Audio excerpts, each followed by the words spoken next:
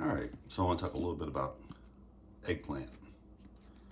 And it's one of those vegetables that will basically take on whatever you cook with it.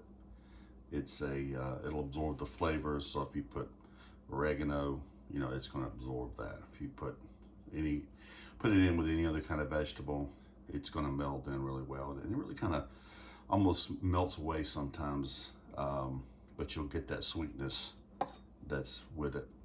And typically, how I like to clean these guys is just cut the neck off like so, and I'll try not to waste too much of that.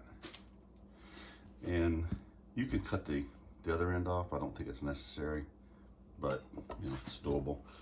The other thing is, depending on how you cut this, you can cut it either one lengthwise or sideways, and you're going to wind up with this skin on it, and the skin basically really doesn't break down very well when you cook it. So what I like to do is, no matter which way I cook it, I like to just go ahead and just take a strip right off of it, and I'll do this maybe 4 times around on either side. Oops. Like so. And that's okay. You get a little thing you missed there. It's perfectly fine. And what this does for the person that's eating it is they're cutting into it, or if you make it part of a larger dish, it just makes it easier to cut through. You don't wind up with this skin that's wrapped around like this, and now you got to cut through that. It's tough. And these are still good. I still eat these.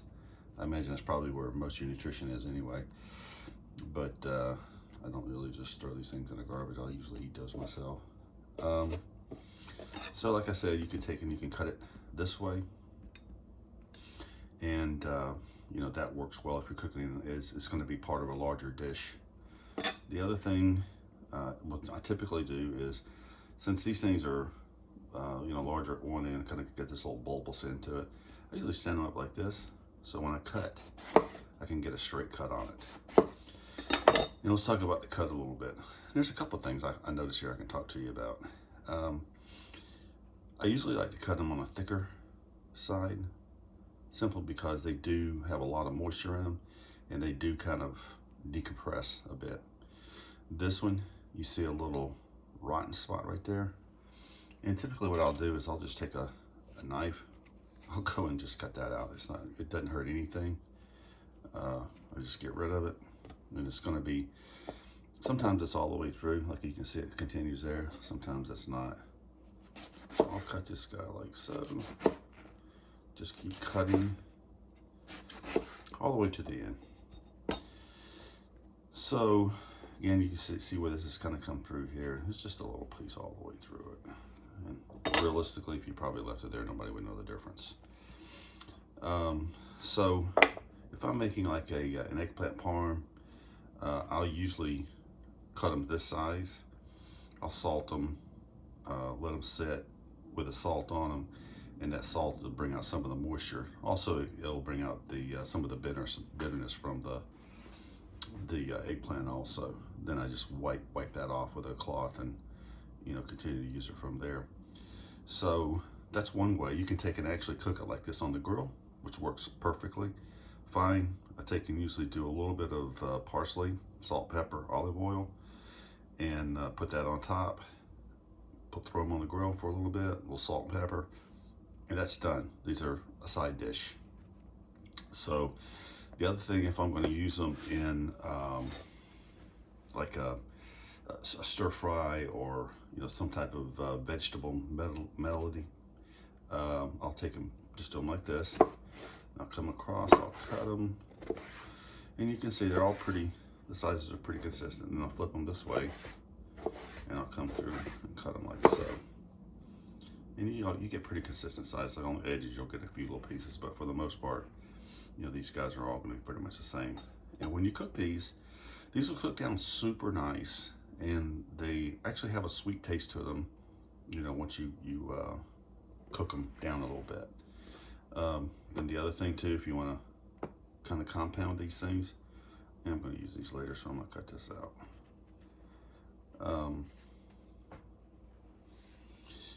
You can take and compound the amount of time that you spend on this by, or don't spend on it, by packing them, stacking them. So here, I'm gonna do the same thing, stack them, and I'm just gonna go through, slice, and then turn them, and give them another slice again, until I get what I want. There you go. So it's ready to go into a dish, and super simple. I'm sure nutritionally, I'm sure there's probably a lot of good values in these guys, but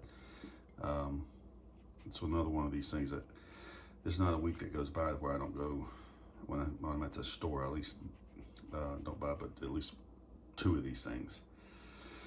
The other thing I make with these, I leave them whole. I'll put them on the grill, and I'll cook them to the point to where you would think they were ruined, that they're just burnt to nothing. They're flat. You don't have to cook them all the way to that extent, but I do, just to get the additional smokiness out of it.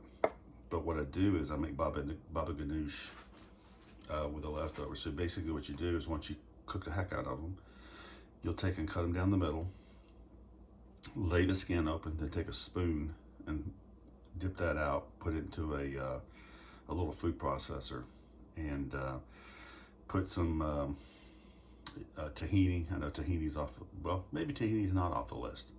You just have to check and make sure that it's not processed in a plant with other tree nuts.